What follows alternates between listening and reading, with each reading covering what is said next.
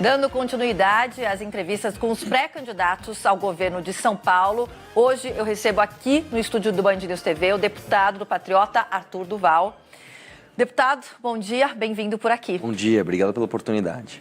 Olha, deputado, esse é um espaço para a gente falar sobre projetos futuros, é claro.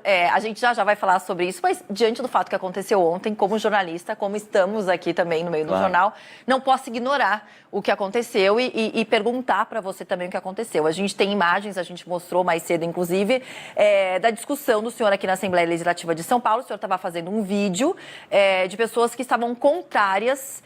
É esse o vídeo. As pessoas que estavam contrárias protestando ali na Alesp contra a vacina da Covid-19. Até que o deputado veio e tentou fazer com que você parasse essa filmagem, né? Eu até peguei no seu Twitter aqui, ó. O senhor postou o vídeo e falou o seguinte: fui filmar os antivacinas na Alesp. Um deputado bolsonarista, no caso, a gente está vendo aí no vídeo, o senhor está se referindo ao Gil Diniz, né? Não gostou e tentou arrancar o celular da minha mão. Essa imagem viralizou. Eu queria saber agora, um dia depois, o que o senhor está pensando sobre isso, o que o senhor pensa em fazer a respeito disso também. Claro que eu vou representá-lo na Comissão de Ética, né? É inadmissível que a Assembleia de São Paulo não dê um recado claro, não só para os deputados, mas para toda a sociedade. No momento, inclusive, de polarização como esse, é importante que a gente passe o recado muito claro de que não admitimos violência. Só para esclarecer nesse caso, essas pessoas estavam ali falando absurdos anti-vacina, inclusive utilizando crianças ali, né? Eu não postei justamente para preservar a imagem da criança, mas, e é claro, isso está no jogo democrático, por mais absurda que seja a fala daquela pessoa, você respeita. E eu fiz um vídeo para a minha rede social dizendo, olha, eu me posiciono completamente contrário a isso. Eu tenho orgulho, inclusive, de estar sendo xingado por essas pessoas. Falei para o celular, em nenhum momento fiz gestos ali, e o deputado Gil Diniz fez isso. Uma das coisas que acontece comigo, né, eu acho que até um efeito colateral do meu crescimento exponencial, vamos dizer assim, né, primeira eleição, segundo deputado mais votado, depois eleição da prefeitura, 10% num partido pequeno, sem tempo de TV, sem fundo eleitoral, que eu não uso por princípios, é esse efeito de que, puxa, é muito brigão, é muito ranzinza, tá sempre... que é justamente, né, a fama do paulista fora de São Paulo, mas é quem resolve. Então, quando a gente vê os números do mandato, a gente vê que não é só isso, né? Não é a briga pela briga, isso sempre tem um propósito de trazer o resultado, e o resultado veio. São mais de 4 projetos aprovados em menos de 3 anos de mandato, a redução de contratos de publicidade milionários da Assembleia, verba de gabinete que ia ser aumentada e não foi aumentada por minha causa.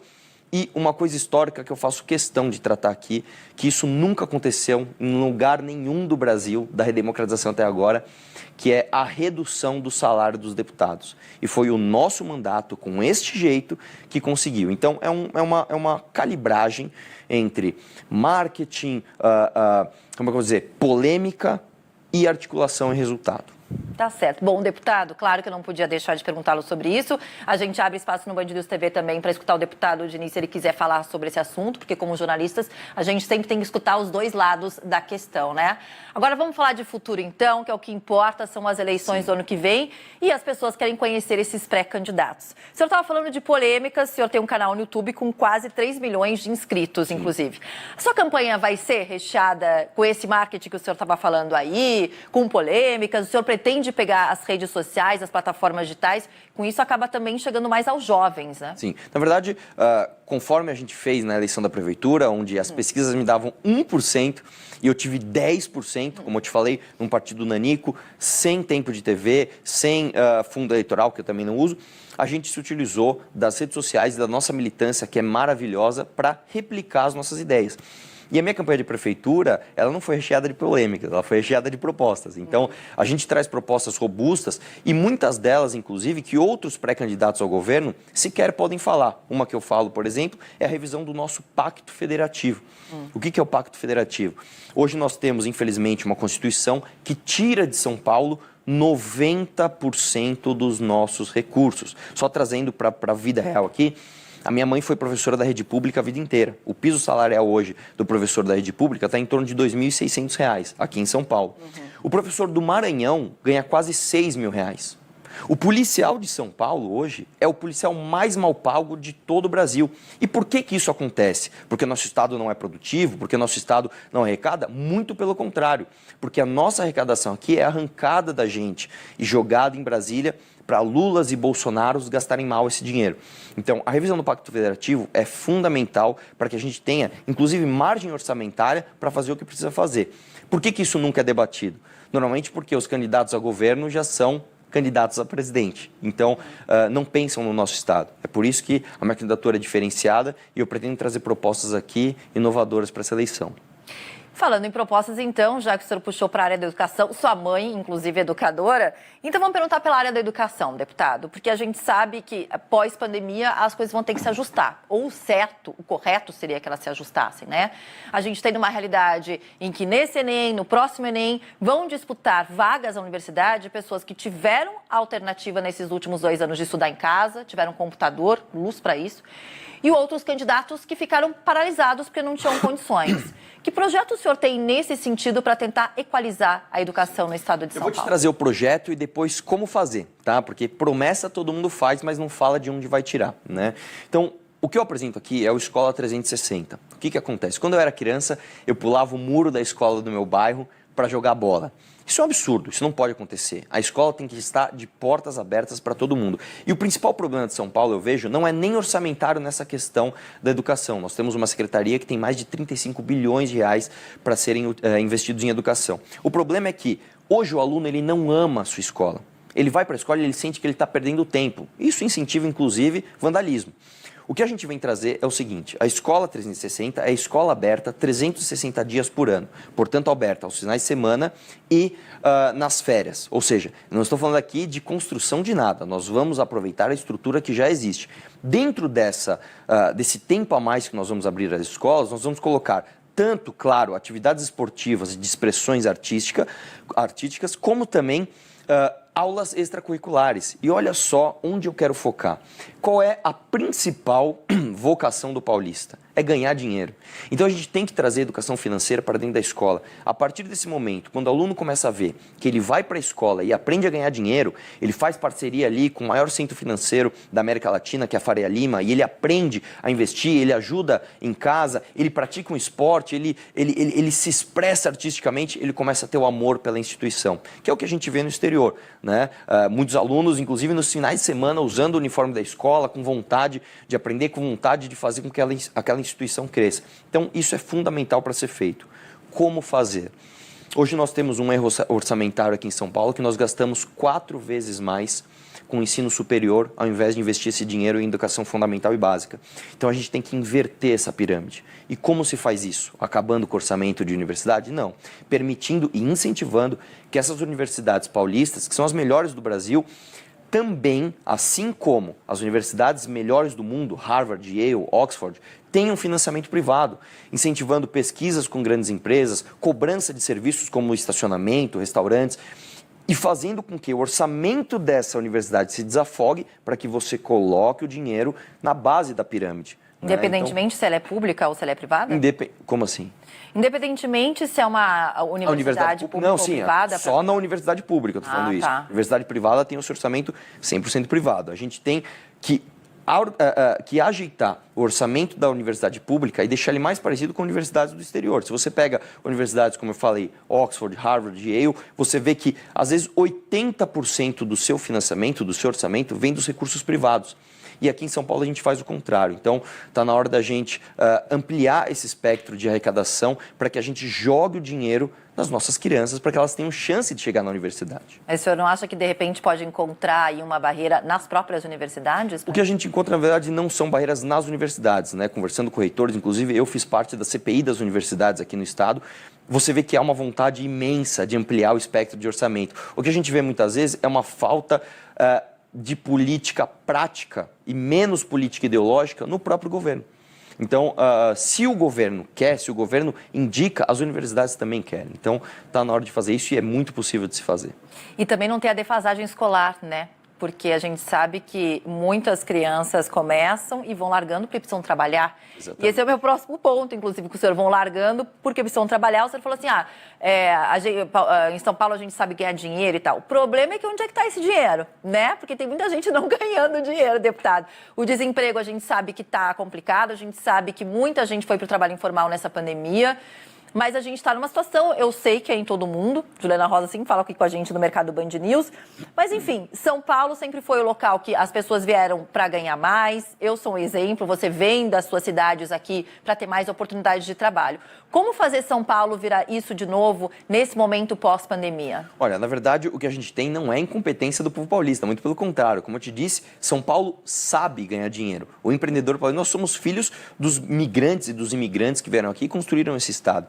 O nosso problema é que o poder público desincentiva o empreendedor. Vou dar um exemplo para você. Inclusive, nessa mesma entrevista, você perguntou para o Márcio França, ele falou de redução de impostos e quando perguntou como, não soube responder. A gente tem de fazer se cumprir a lei, principalmente no que tange o ICMS de cadeia produtiva. Hoje aqui em São Paulo, quando você vai produzir um copo, você compra o vidro, você derrete, todas as partes da cadeia têm ICMS e a lei já garante, por exemplo, a devolução desse ICMS da cadeia. Ela não é cumprida. Então, o que a gente precisa aqui? Uma reestruturação tributária, fazendo-se cumprir a lei e, como eu falei, novamente a gente trazer a desburocratização e a revisão do Pacto Federativo para que a gente tenha orçamento e não aumentando impostos para fazer obra eleitoreira, que é o que vai acontecer ano que vem. Inclusive, o Dória aumentou o ICMS em São Paulo, inclusive nos alimentos e nos remédios, para que em 2022 o candidato dele, Rodrigo Garcia, possa entregar um monte de obra, mas que a gente consiga desonerar a cadeia produtiva para que a gente incentive o empreendedor. Não existe nenhuma forma subjetiva de resolver esse problema. É revisão de pacto federativo, defesa do orçamento paulista aqui e em Brasília e, a partir disso, também a desoneração da cadeia produtiva. E com isso, criação de novos empregos. Com certeza. Na verdade, São Paulo é polo de criação de empresas. Você mesmo falou na sua fala inicial que aqui a gente sempre soube fazer isso. O que a gente precisa é que o poder público não atrapalhe. Sempre que vem um grande plano do governo, frentes de trabalho, o que são isso, né? A gente não quer ficar pedindo esmola para governador. A gente quer trabalhar e quer produzir. O poder público precisa não atrapalhar. É isso que o poder público precisa fazer. O senhor, logo no início, o senhor estava falando dos salários de educadores, o senhor falou também dos policiais, que são muito mal pagos aqui em São Paulo. E a gente sabe que a violência também é uma grande preocupação de todo o estado de São Paulo, né? A gente tem visto aí cenas cada dia piores, infelizmente. Como é que o senhor pretende debater esse sentimento que a gente tem cada vez maior de insegurança, principalmente na capital, mas não só na capital, porque a gente tem visto chamados de novo cangaço, né, atacando cidades do interior e fazendo absurdos com moradores, verdadeiras madrugadas de terror nessas cidades. O problema da segurança pública em São Paulo ele é muito mais profundo do que parece, né? É claro que a gente tem esse problema dos policiais, que eu insisto em dizer, o policial de São Paulo é o policial mais mal pago do Brasil. Nosso piso salarial parte de 4 e uns quebrados, e quando você vai para Goiás, por exemplo, a gente parte de 5.700. Então, como é que pode o policial, às vezes, do Acre ganhar mais do que o policial de São Paulo, além do baixo efetivo? Então, isso é uma questão orçamentária que deve ser corrigida a partir, como eu falei, da revisão do Pacto Federativo, defesa de orçamento para que o dinheiro gerado em São Paulo fique em São Paulo. Certo? Agora, a questão da segurança pública em São Paulo, ela está ligada, apesar de ser um pouco contraintuitivo, com a questão de habitação. Nós temos aqui mais de 3,5 milhões de famílias vivendo nas ruas ou em favelas. E esses grandes, essa grande ausência do Estado, principalmente, como eu falei, em comunidades, faz com que a criminalidade cresça. Infelizmente, aqui na capital de São Paulo, quando a gente vai para a Zona Sul, a criminalidade organizada, ela não trabalha só no tráfico de drogas, ela trabalha, inclusive, invadindo espaços de proteção ambiental e se fortalecendo, oferecendo aluguéis num estado paralelo. Nós temos literalmente isso, nós temos um estado paralelo oferecendo moradia para quem não tem onde morar. Então, isso parte também de um plano de habitação robusto que a gente está trazendo com a parceria da iniciativa privada para atender essa demanda e, além disso, uma influência numa questão fundamental que parte do poder municipal, mas o governo estadual tem muita influência, que é plano diretor. O plano diretor, só esclarecendo aqui, é como você utiliza o solo da tua cidade. E como a gente tem, a partir da capital, planos diretores muito restritivos que espalham as pessoas, não deixam essas pessoas se concentrarem como são as melhores cidades do mundo, você não consegue levar a infraestrutura sequer física para esses lugares, como saneamento básico, ruas asfaltadas, que dirá social. que dirá educação, cultura, segurança. Portanto, o plano de segurança pública de São Paulo passa, além de uma correção orçamentária, né, inclusive estimulando mais o servidor público, principalmente as polícias, mas também um plano profundo de habitação para agir no foco da criminalidade em São Paulo. Inclusive, já que o senhor está falando de habitação, a gente acabou de mostrar aqui com alguns temporais, né? A gente teve várias casas invadidas e pessoas que não têm mais o que comer porque já tinham pouco e essas águas invadiram as casas também no estado de São Paulo. Esse é um outro problema que a gente tem recorrente. Eu tô aqui há 9 anos e já sei de cor e salteado que todo verão chove e dá temporal aqui. Quando não chove é pior ainda, porque daí a gente fica sem água o ano inteiro. Foi o que eu também já vivi aqui em São Paulo. Como resolver esse problema de alagamentos? Tem algum projeto? Problema de enchente em São Paulo também não é um problema superficial. Não adianta ficar, vou fazer um grande piscinão e isso não vai resolver. Só para você ter uma ideia, para você resolver, por exemplo, a região de Santo Amaro, você precisaria fazer um grande piscinão em São Caetano. Então, não são coisas simples e obras de véspera de eleição que vão resolver esse problema. Isso passa necessariamente pelo entendimento até da história do nosso estado, que parte, é claro, da capital, ignorando completamente a sua malha viária, né, a sua malha hidroviária, né, quando a gente teve o grande debate entre, nos anos 20 ali, entre um grande defensor da indústria automobilística e um grande planejador de São Paulo. Infelizmente, o lobby das indústrias ganhou e a gente ignorou, retificamos todos os nossos rios, inclusive as marginais, e transformamos essas áreas em áreas de várzeas. Então, desde aquela época, desde o início do século XX, a gente tinha a possibilidade de resolver esse problema e não resolveu. Como fazer isso hoje?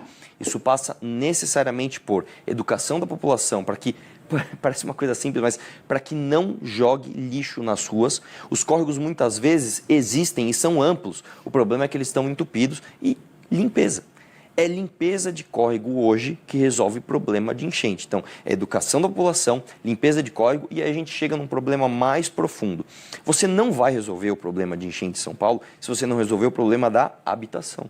Com 3,5 milhões de famílias morando em favelas que sequer têm acesso a saneamento básico, como é que você vai resolver o problema de enchente? Então, passa de novo, como falei, por esse programa de aperfeiçoamento dos planos diretores, trazerem as pessoas para as melhores regiões das cidades, como é em todo lugar do mundo, e parcerias com a iniciativa privada para imóveis de aluguel popular, para que a gente tire essas pessoas dessas condições inadequadas de habitação. São muitas pessoas. 3,5 milhões de famílias hoje e o déficit cresce 10% ao ano. E o senhor acha que em 4 anos, se eleito... Em 4 anos não, mas o meu plano é o Favela Zero em 20 anos. Nós temos um plano que ele extrapola, claro, o tempo de um mandato, mas a gente está aqui para reeleição. A gente está aqui para fazer um plano estrutural de resolver o problema. E em 20 anos nós podemos resolver o problema de habitação em São Paulo. Inclusive eu trago o programa Favela Zero.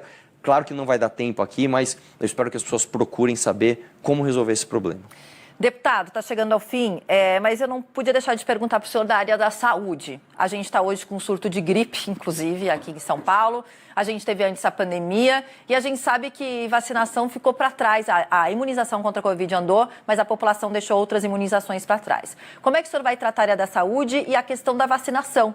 Tanto desse novo vírus de gripe, que deve estar incluído já na vacinação da gripe do ano que vem, como a continuidade também de outras vacinas. Alguma campanha, algum projeto? O senhor é contra, a favor?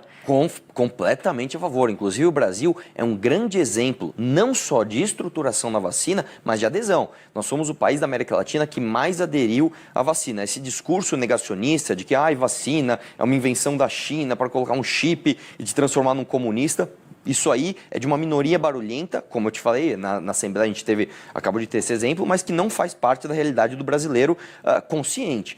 Agora, é importante entender o SUS, né? O SUS, ele é um programa novo, relativamente novo, tem pouco mais de 30 anos, e ainda existe muita confusão, principalmente na cidade de São Paulo, por causa aí, tem que dar nome aos bois, da gestão Maluf, inclusive, né? A gestão Maluf, ele colocou o PAS aqui, desestruturou todo o SUS, mas enfim, como é que funciona o SUS? O SUS é um sistema tripartite, onde o pronto atendimento básico fica a cargo dos municípios. A pulverização, então, quando a gente fala de vacinação, você vai no OBS se vacinar. É muito mais um esforço do primeiro contato que você tem com a saúde, que é do município, e depois você tem a média e alta complexidade, que é a responsabilidade do Estado. O que precisa ser feito em primeiro lugar? O Estado assumir esse compromisso e pegar para si toda a média e alta complexidade. Eu moro no Tatuapé, por exemplo, a gente tem o Hospital do Tatuapé, que atende média e alta complexidade e é de administração municipal. Isso não pode acontecer. Tanto o orçamento quanto a administração tem de estar necessariamente sob a tutela do Estado. É hora do governo do Estado assumir essa responsabilidade. Esse é o primeiro ponto. Segundo ponto, a gente tem que fazer o que dá certo. E o que deu certo na história de São Paulo? Mutirões. A gente teve um grande exemplo de bem-sucedido, que foi o mutirão da catarata, por exemplo. Resolveu o problema da catarata em loco, antes dele chegar ao hospital. Nós temos de fazer mutirão de outras especialidades ao redor do Estado para que o problema não chegue ao hospital, para que o problema seja resolvido em loco. E uma outra coisa que a gente precisa resolver, e é fundamental, e todo mundo que precisou de média e alta complexidade sabe, é a regulação do CROSS.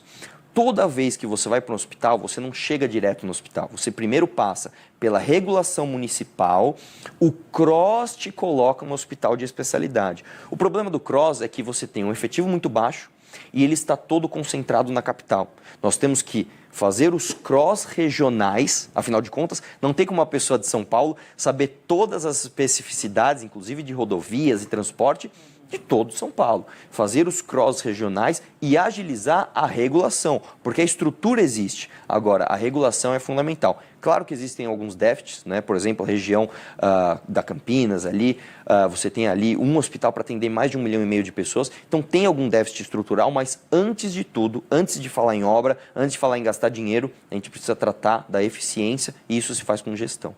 Tá certo. Deputado, muito obrigada pela sua entrevista por aqui. A gente está dando sequência, você que nos acompanha, escutando os pré-candidatos ao governo do estado de São Paulo aqui no Manhã Band News. Agradeço ao senhor, agradeço a sua audiência, já desejo para todo mundo que está nos assistindo também, para o senhor também Feliz Natal. Estou saindo de folga do Natal, mas eu volto aqui